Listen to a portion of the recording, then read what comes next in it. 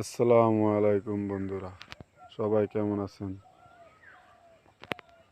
এখনো গ্রামে কুয়াশার আবির্ভাব আছে। আপনার শীতও আছে হালকা।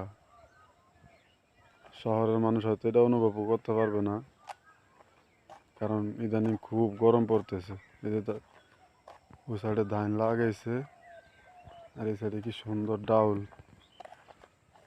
এই যে ডাউল লাগাইছে, কি সুন্দর মাশাআল্লাহ। গ্রামীণ দৃশ্যগুলা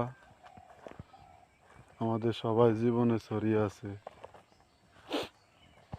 যে ডাউল কয়েকদিন পরে ডাউল উড়াবে, এখনই পাকা শুরু হয়েছে, কয়েকদিন পরে উড়াবে। এই যে এই সাইডে কি সুন্দর ধান ধান আয়া পড়ছে। ইনশাল্লাহ হয়তো আরো 20 থেকে 25 দিন পরে উড়ানি যাইব।